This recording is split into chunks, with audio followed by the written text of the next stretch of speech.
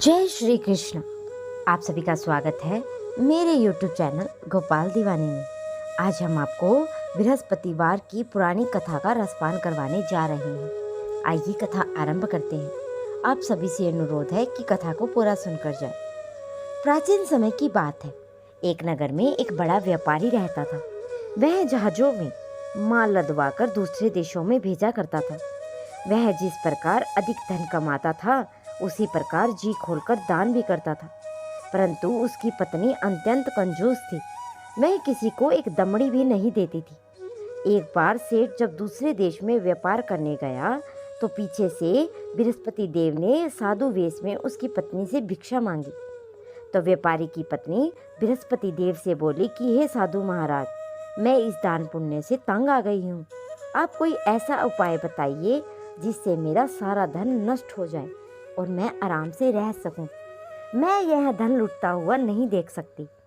बृहस्पति देव ने कहा, हे देवी, तुम तो बड़ी विचित्र हो। संतान और धन से भी कोई दुखी होता है।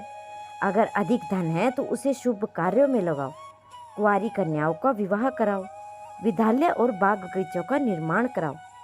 ऐसे पुण्य कार्य करने से तुम्हारा लोक परलोक सार्थक हो सकता है।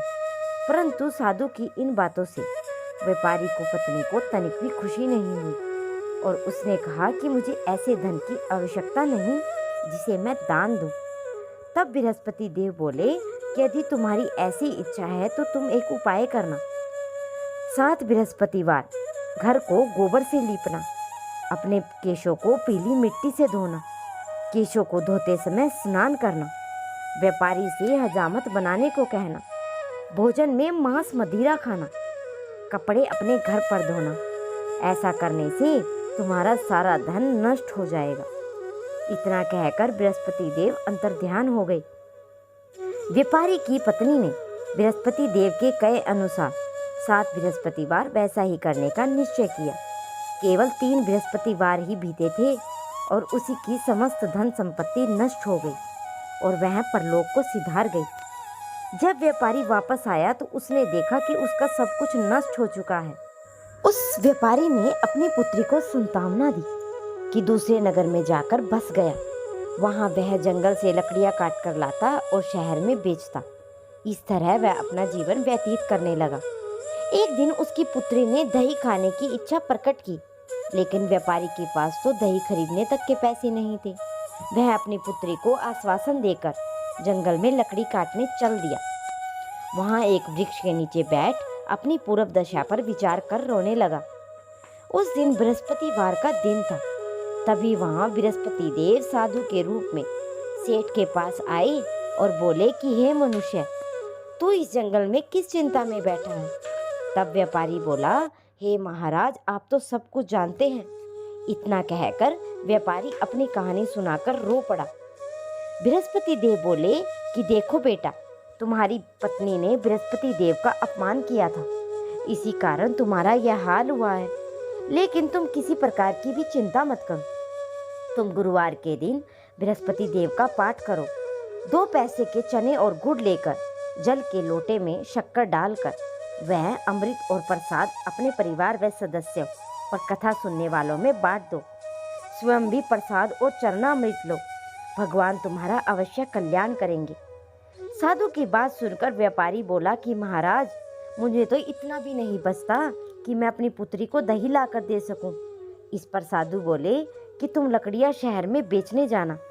तुम्हें लकड़ियों के दाम पहले से चौगुने मिलेंगे, जिससे तुम्हारे सारे कार्य सिद्ध हो जाएंगे। उसने लकड़ियां काटी और शहर में बेचने के लिए चल पड़ा। उसकी लकड़ियां अच्छे दामों में बिक गई, जिससे उसने अपनी पुत्री के लिए दही लिया और गुरुवार की कथा हेतु चना और गुड़ लेकर कथा की और प्रसाद बांटकर स्वयं भी खाया। उसी दिन से उसकी सभी कठिनाइयां दूर होने लगी। परंतु अगले बृहस्पतिवार को वह कथा करना भूल गया। अगले ही दिन वह के राजा ने एक बड़े यज्ञ का आयोजन करवाया। पूरे नगर के लोगों ने भोजन का आयोजन किया। राजा की आज्ञा के अनुसार पूरा नगर राजा के महल में भोज करने आया, लेकिन व्यापारी व उसकी पुत्री तनिक विलंब में पहुंचे। उन दोनों ने राजा ने महल में ले जाकर भोजन कराया। तब वे दोनों लौट कर आए। तब रानी ने देखा कि उनका हार खूंटी पर से गायब है। रानी को व्यापारी और उसकी पुत्री पर संदेह हुआ, और क्योंकि उसका हार उन दोनों ने ही चुराया है, तो राजा की आज्ञा से उन दोनों को कारावास की कोठरी में कैद कर दिया गया। कैद में पड़कर दोनों अत्यंत दुखी हुए, और वहां उन्होंने बृहस्पति देवता का स्मरण किया। बृहस्पति देव ने प्रकट होकर व्यापारी को अपनी भूल का आभास कराया और उन्हें सलाह दी कि गुरुवार के दिन कैद खाने के दरवाजे पर तुम्हें 2 पैसे मिलेंगे। उनमें तुम चने और मुनक्का मंगवा कर विधि पूर्वक बृहस्पति देवता का पूजन करना, जिससे तुम्हारे सारे दुख दूर हो जाएंगे। बृहस्पतिवार को कैद खाने के द्वार पर उन्हें 2 पैसे मिले, और बाहर सड़क पर एक स्त्री जा रही थी। व्यापारी ने उसे बुलाकर गुड़ और चने लाने को कहा। इस पर वह स्त्री बोली कि मैं अपनी बहू के लिए गहने लेने जा रही हूँ, मेरे पास तो समय नहीं है। इतना कहकर वह चली गई। थोड़ी देर बाद वहां से एक और स्त्री निकली। व्यापारी ने उसे बुलाकर कहा कि हे बहन, मुझे बृहस्पतिवार की कथा करनी है, तुम मुझे 2 पैसे का गुड़ और चना ला दो। बृहस्पति देव का नाम सुनकर वह स्त्री बोली कि भाई, मैं तुम्हें अभी गुड़ और चना लाकर देती हूँ। मेरा इकलौता पुत्र मर गया है, मैं उसके लिए कफन लेने जा रही थी, लेकिन मैं तुम्हारा काम पहले करूँगी, उसके बाद अपने पुत्र के लिए कफन लाऊंगी। वह स्त्री बाजार में व्यापारी के लिए गुड़ व चना ले आई और स्वयं भी बृहस्पति देव की कथा सुनी। कथा के समाप्त होने पर वह स्त्री कफन लेकर अपने घर गई। घर के लोग उसके पुत्र की लाश को राम नाम सत्य है कहते हुए शमशान की ओर ले जाने की तैयारी कर रहे थे। स्त्री बोली कि मुझे अपने लड़के का मुख देख लेने दो।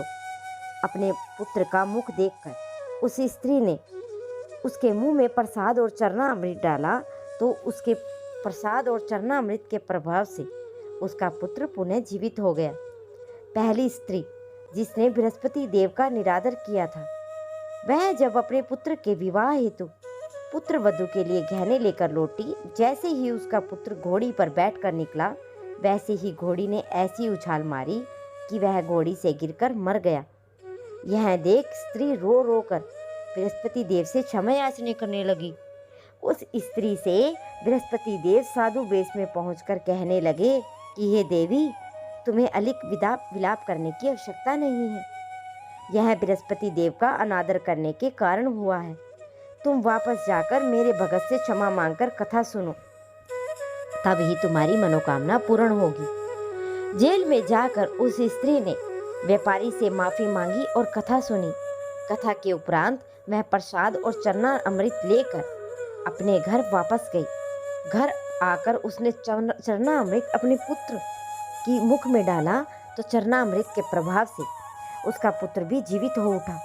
उसी रात बृहस्पति देव राजा के स्वप्न में आए और बोले कि हे राजन, तूने जिस व्यापारी और उसकी पुत्री को जेल में कैद कर रखा है, वह बिल्कुल निर्दोष है। तुम्हारी रानी का हार वहीं खूंटी पर टंगा हुआ है। दिन निकला तो राजा रानी ने हार खूंटी पर लटका हुआ देखा।